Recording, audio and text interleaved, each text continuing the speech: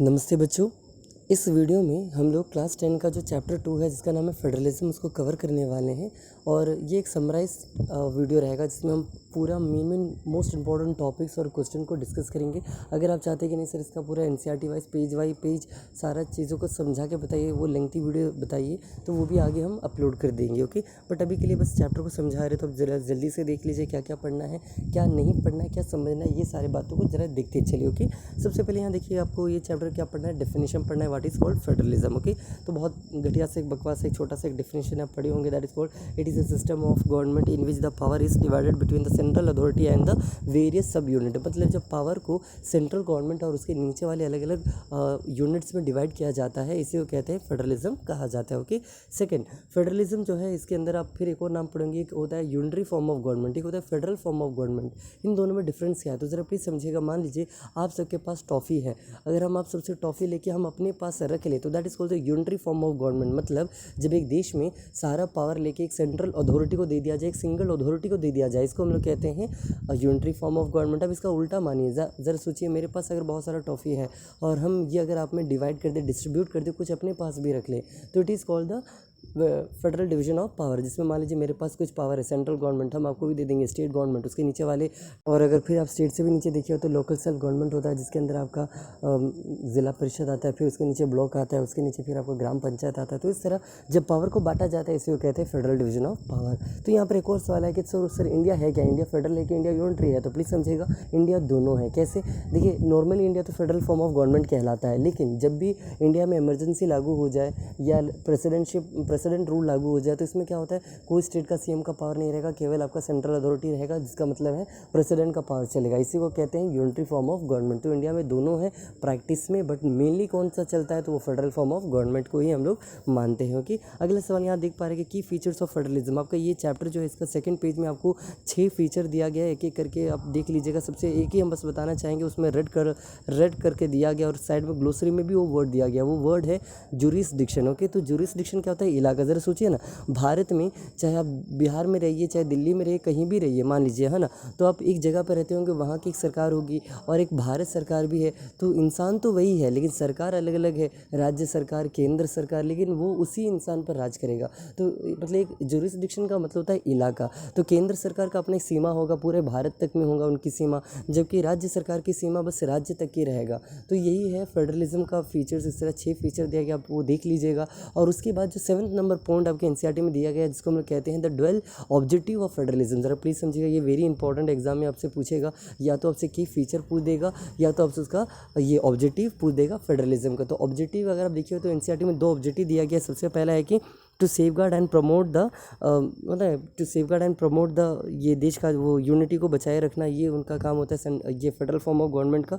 और दूसरा होता है कि जो रीजनल डाइवर्सिटी है, मतलब अलग अलग इलाके, जैसे कि नॉर्थ ईस्ट हो गया, सादर्न इंडिया हो गया, वेस्ट इंडिया हो गया, कश्मीर हो गया, तो सबका अपना अपना जो प्लेसेस है उनका यूनिटी को ही बनाए रखना, उनको प्रमोट करना, उनको प्रोटेक्शन देना, उनके कल्चर को सेव करना, प्रिजर्व करना, ये भी केंद्र सरकार या जिसको आप फेडरल फॉर्म ऑफ गवर्नमेंट कहते हैं, ये उन्हीं का ही एक होता है, ये ऑब्जेक्टिव, मेन ऑब्जेक्टिव है। तो आपको ये भी पढ़ के जाना है। इसके बाद अगर आप आइएगा तो नेक्स्ट टॉपिक यहाँ देख पा रहे हैं टाइप्स ऑफ फेडरेशन। देखिए, अभी तक आपने क्या सुना, सबसे पहले फेडरलिज्म का डेफिनेशन सुना, उसके बाद यूनिटरी फॉर्म ऑफ गवर्नमेंट और federal form of government difference पूछेगा एनसीईआरटी का, पेज नंबर 2 का सबसे पहला लाइन है, ये आप देख लीजिएगा।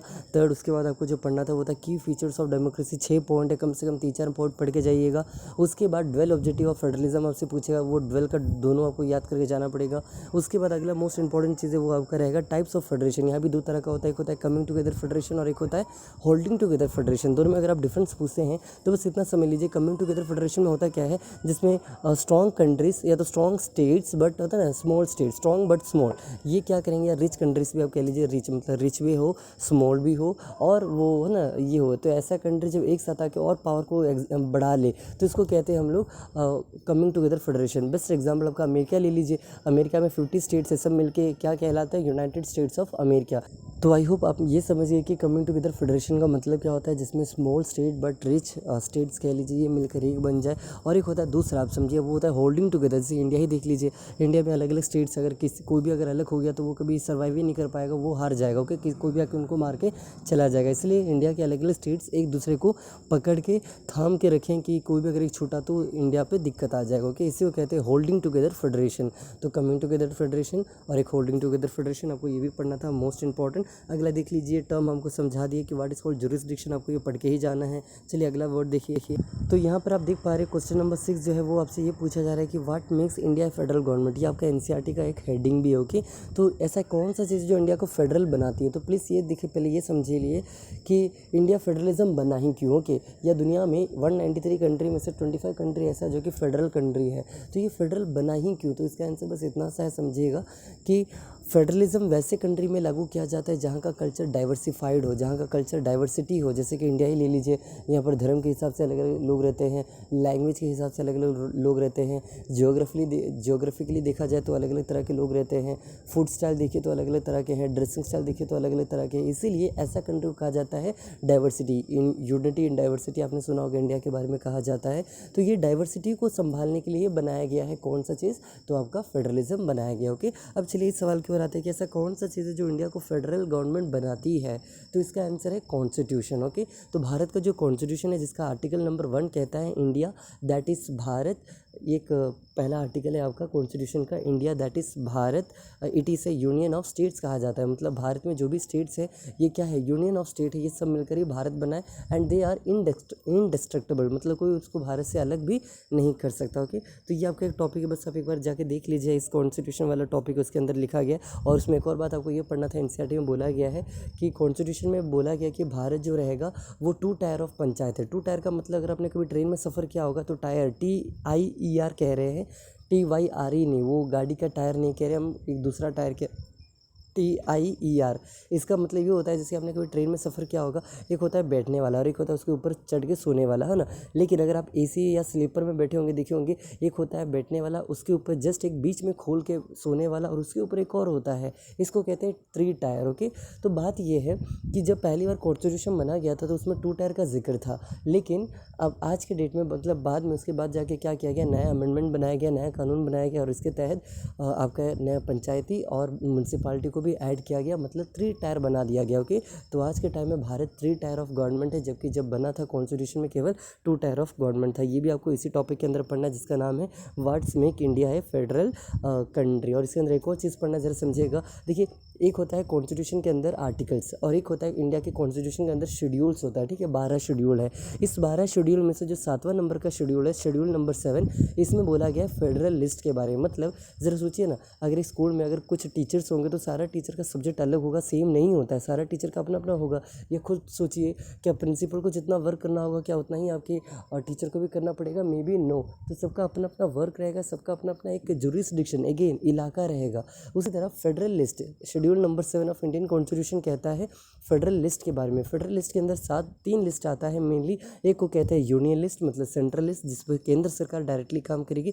मतलब खुद बताइए, अगर पाकिस्तान को अटैक करना हो या कोई बड़ा सा कोई फैसला लेना हो तो क्या वो सारा स्टेट से बात कर करके मोदी सरकार करेगी? नहीं। तो इसको कहते हैं सेंट्रल लिस्ट के अंदर आता है। ओके, या पैसा छापना हो या कुछ करना तो स्टेट से उसका लेना देना है ही नहीं, तो ये सेंट्रल लिस्ट में आता है। ओके, और दूसरा आता है स्टेट लिस्ट। स्टेट लिस्ट मतलब वो बात है जो स्टेट अपने हिसाब से डिसाइड करेगी। फॉर एग्जाम्पल, अगर नीतीश कुमार को बिहार में कहीं पर सड़क बनवाना हो तो क्या वो केंद्र सरकार से परमिशन लेगी? नहीं, है ना। तो कुछ चीज़ें केंद्र सरकार के अंदर है, कुछ चीज़ें स्टेट सरकार के अंदर है, और कुछ चीज़ें दोनों के अंदर आता है, जिसको हम लोग कहते हैं कॉन्कोरेंट लिस्ट कहते हैं। मतलब अगर केंद्र सरकार वो कई स्टेट में करना चाहती है तो पहले स्टेट सरकार से भी उनका परमिशन या उनका इजाज़त लेना पड़ेगा। ऐसे लिस्ट को कहते हैं कॉन्कोरेंट लिस्ट। फॉर एग्जाम्पल, अगर एजुकेशन लागू, आपने सभी सोचा होगा कि भारत सरकार एक न्यू एजुकेशन पॉलिसी लाई है 2020 में, बट ये अभी तक से लागू नहीं हो पाया, क्योंकि एजुकेशन जो है आपका कॉन्कोरेंट लिस्ट में आता है। और कॉन्कोरेंट लिस्ट में स्टेट के पास भी पावर होता है कि वो उस चीज़ को वहाँ लागू कर भी सकता है या तो लागू नहीं भी कर सकता है। ओके, तो ये था मेनली 3 तरह के लिस्ट होते हैं,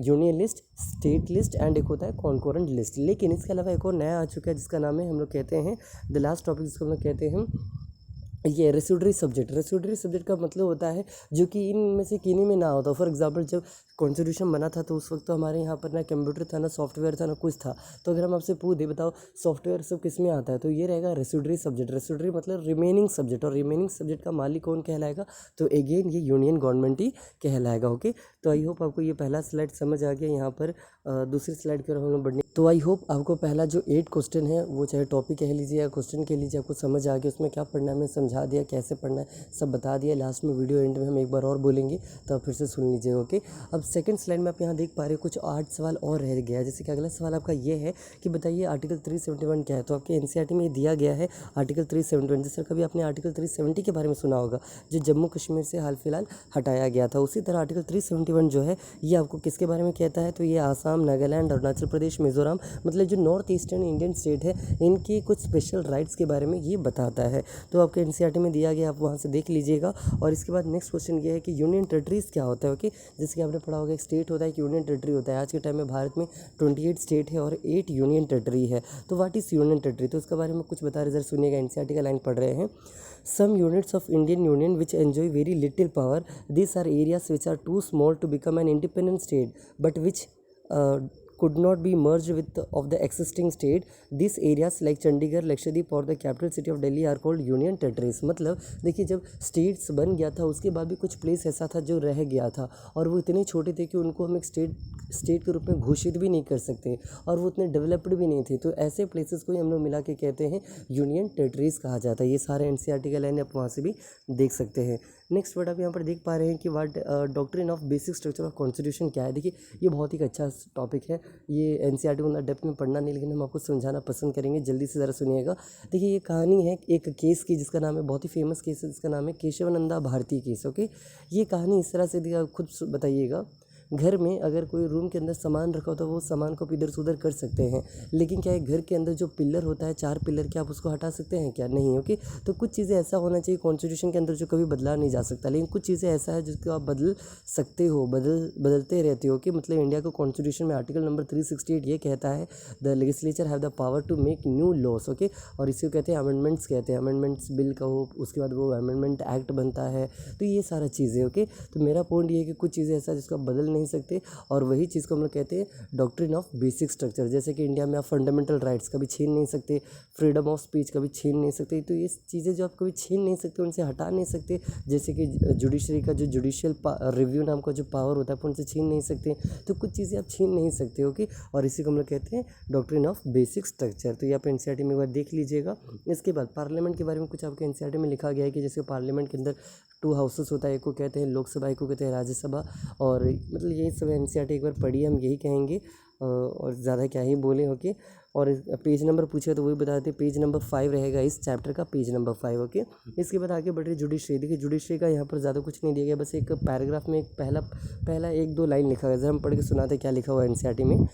Judiciary plays an important role in overseeing the implementation of constitutional provisions and procedures। मतलब जुडिशरी का काम होता है जो भी कॉन्स्टिट्यूशनली जो नए कानून लागू हो रहे हैं उनको देखना, उनको परखना, ये भी उनका काम होता है। और अगर उनको लगता है कि ये कानून में कुछ घोटाला है तो उनके पास एक पावर होता है जिसको हम लोग कहते हैं जुडिशियल रिव्यू। इसके पावर की मदद से वो स्टे ऑर्डर लगा सकती है और उस काम को करने से भारत सरकार को रोक सकती है। ओके, या कोई भी स्टेट गवर्नमेंट को भी वो रोक सकती है। नेक्स्ट टॉपिक आप यहाँ पर देख पा रहे that is called how federalism is practised in India. तो एनसीईआरटी में हेडिंग है आपका और इसके अंदर में भी 3 हेडिंग आपको पढ़ना होता है, जैसे कि मतलब भारत में फेडरलिज्म को कैसे प्रैक्टिस किया जाता है। तो इसका सबसे पहला पॉइंट है लिंग्विस्टिक स्टेट। आप एनसीईआरटी में देख सकते हो इसका हेडिंग दिया गया है। ओके, तो लिंग्विस्टिक स्टेट्स आपको कहना ये चाहता है कि लैंग्वेज के नाम पर कैसे स्टेट्स को बनाया गया, ये था सबसे बड़ा पहला कहानी। ओके, देखिए बात ये अगर आप ज़्यादा डेप्थ में सुनना चाहेंगे तो इतना बस सुन लीजिए। पहले एक धार कमेटी नाम का कमेटी बिठाया गया था जिसका टास्क था कि उनको स्टेट रीऑर्गेनाइजेशन करना है, स्टेट को रीऑर्गेनाइज करना है, नए नए स्टेट्स बनाना है, ये सब करना है आफ्टर इंडिपेंडेंस।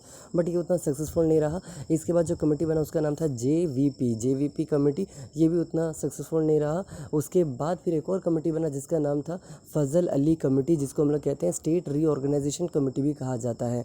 और इसी के रिपोर्ट में कहा गया था कि इंडिया में जो रहेगा 14 स्टेट बनेगा और 6 यूनियन टेरिटरी बनेगा। लेकिन अब आज खुद देख लीजिए कहाँ 14 स्टेट थे, आज हम लोग कितने बन चुके हैं, 28 स्टेट बन चुके हैं। कहाँ 6 यूनियन टेरिटरी था और आज हम लोग कहाँ 8 यूनियन टेरिटरी बन चुके हैं। ओके, और तो यही था लिंग्विस्टिक के नाम पर कैसे स्टेट बना, मतलब स्टेट रीऑर्गेनाइजेशन कमेटी के बारे में को पढ़ना। एनसीईआरटी खोलिए, सब लिखा हुआ है SR से रिपोर्ट, ये फ़ोटोज़ बना बना के उसमें डाला गया, आप ये सब चेकआउट कर सकते हो। ओके, इसके बाद नेक्स्ट सवाल आप यहाँ पर देख सकते हैं, इसके अंदर लैंग्वेज पॉलिसी। ओके, तो देखिए लैंग्वेज पॉलिसी, याद कीजिए थोड़ी देर पहले हमने बोला था कि इंडिया के कॉन्स्टिट्यूशन में 12 शेड्यूल होता है, उसमें से शेड्यूल नंबर 7 जो है वो आपका फेडरल लिस्ट के बारे में कहता है, जिसके अंदर कॉन्करेंट लिस्ट, स्टेट लिस्ट और एक यूनियन लिस्ट आता था।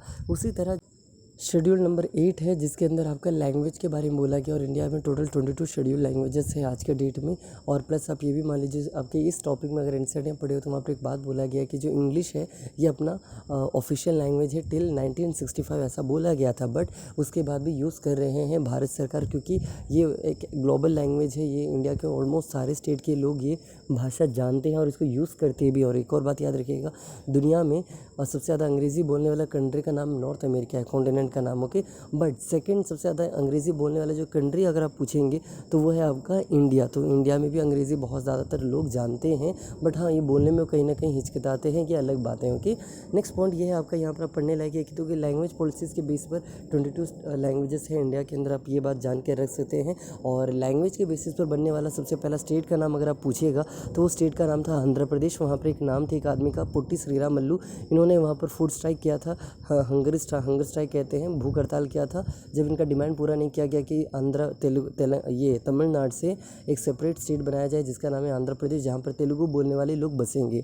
लेकिन इनका डिमांड जब स्टार्टिंग में फुलफिल नहीं किया, इन्होंने भूख हड़ताल किया, और इसके बाद ये भूख हड़ताल के बाद ये उसी में 52 डे के आसपास भूख हड़ताल की और ये मर जाते हैं। जिसके बाद गवर्नमेंट जो कि नेहरू सरकार थी, उन्होंने फैसला लिया कि नहीं, आंध्र प्रदेश को नया स्टेट बनाया जाएगा तेलुगु लैंग्वेज के बेसिस पर।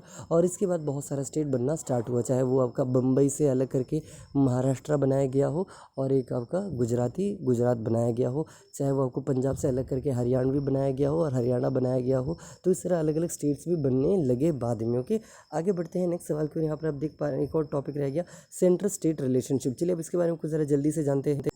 देखिए इसी तरह अपना शेड्यूल नंबर 8 होता है, जिसके अंदर लैंग्वेजेस के बारे में बोला गया, और इंडिया में टोटल 22 लैंग्वेजेस है जिसको शेड्यूल लैंग्वेजेस का दर्जा मिला है। लेकिन इसके अलावा 14,000 प्लस लैंग्वेज है जो भारत में बोली जाती है। ओके, और इसके बाद आप ये भी मान लीजिए, बुक में आपको एक और बात बोला गया है कि 1965 तक इंडिया में अंग्रेज़ी भाषा जो है इसको ऑफिशियल लैंग्वेज का दर्जा दिया गया था, लेकिन 1965 के बाद भी इसको यूज़ किया जा रहा है, बिकॉज इंडिया के ज़्यादातर लोग अंग्रेज़ी जानते हैं, और ये दुनिया में सबसे ज़्यादा अंग्रेज़ी बोलने वाला सेकेंड कंट्री है अपना इंडिया। यहाँ पर एक और बात जानिएगा, अगर आपको लगता है कि हिंदी अपना मदर लैंग्वेज है तो ऐसा भी नहीं, हिंदी अपना ये कोई मदर लैंग्वेज है नहीं। देखो, मदर लैंग्वेज तब कहा जाता है जब वहाँ के लोग जो है एटलीस्ट 50% वो भाषा बोले या उससे ज़्यादा बोले, बट इंडिया में अराउंड 44% लोग ही हैं जो हिंदी बोलते हैं, इसलिए हिंदी को मातृभाषा आप नहीं कह सकते। लेकिन फिर भी हाँ, मेजोरिटी रूल सब देखिएगा तो हिंदी है, लोग बोल रहे हैं, लेकिन फिर भी वो मदर लैंग्वेज कैटेगरी में नहीं आता है। ओके, कोई मातृभाषा भारत का नहीं है, लेकिन हाँ स्टेट वाइज सब देखिए तो बिहार का मातृभाषा हिंदी है। ओके, तो ये सब चीज़ें हैं। आगे बढ़िए तो यहाँ पर आप देख पा रहे हैं कि लास्ट टॉपिक रह गया, that is called the central state relationship.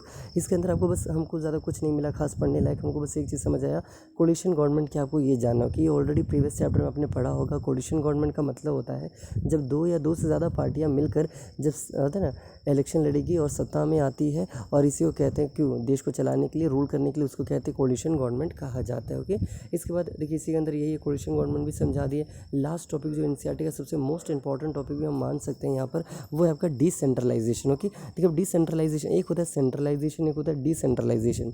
Centralisation का मतलब होता है जब पावर को पूरा उठा के एक जगह रख दिया जाए, उसको सेंट्रलाइजेशन कहते हैं। और डिसेंट्रलाइजेशन का मतलब जब पावर जो है सेंट्रल गवर्नमेंट से लेकर स्टेट गवर्नमेंट और बाकी सबको दे दिया जाए, तो इनको कहते हैं डिसेंट्रलाइजेशन। तो इंडिया जो है एक डिसेंट्रलाइज्ड कंट्री है, यहाँ पर पावर को बांटा गया है। ओके, तो ये पहला चीज़ जो आपको इसके अंदर पढ़ना है। और इसके अंदर आपको क्या पढ़ना है अगर आप पूछेगा तो इसके अंदर आपको एक हेडिंग आता है, दैट इज़ कॉल्ड एक मतलब पहले तो डेफिनेशन पढ़ना है, हमें एनसीईआरटी का डेफिनेशन ज़रा पढ़ रहे, प्लीज़ सुनिएगा। When power is taken away from the central and the state government and given to the local government, it is called decentralization. Okay, तो ये पहला पॉइंट हो गया। देन उसके बाद आप ये भी समझ सकते हैं, इसमें पूछा गया हाँ, a major step towards decentralisation was taken in 1992। तो सबसे पहले डिसेंट्रलाइजेशन का जो स्टेप था, मेजर स्टेप, ये 1992 में लिया गया था भारत सरकार की तरफ से। और इसके बाद इसमें बोला गया था कि हर स्टेट में आपसे चुनाव होना चाहिए फॉर लोकल लोकल इलेक्शंस, और इसमें 1/3 ऑफ द सीट जो रहेगा वो वुमेंस के लिए रिजर्व रहेगा, ऐसा भी बोला गया था। और इसमें ये भी बोला गया कि जो स्टेट इलेक्शन कमीशन, देखिए आपने कभी सुना होगा, एक होता है इलेक्शन कमीशन जो कि केंद्र सरकार का जो होता है ना, जनरल इलेक्शन संभालता है, जिसमें एमपीस चुना जाता है, और एक होता है स्टेट इलेक्शन कमीशन। तो स्टेट इलेक्शन कमीशन का जो काम होता है वो लोकल इलेक्शंस को कंडक्ट करवाना होता है, जैसे कि मुखिया का, ये सब का, ब्लॉक लेवल का। जबकि सेंट्रल गवर्नमेंट का जो होता है इलेक्शन कमिश्नर, उनका काम होता है एमपीस एमएलए का चुनाव करवाना। एमपी जो होता है वो सांसद भवन में बैठता है, जबकि एमएलए जो है वो विधानसभा में बैठता है। विधानसभा स्टेट लेवल पर होता है और सांसद भवन सेंट्रल लेवल पर होता है। ओके, तो अब खुद समझ आइए कि चाचा बड़े हैं, कि कोई कहे कि अगर आपके चाचा विधायक है और कोई कहे कि उनके पापा सांसद है, तो कौन बड़े होंगे? पापा बड़े होंगे, सांसद है, जबकि चाचा विधायक है स्टेट लेवल पर और पापा सेंट्रल लेवल पर। ओके।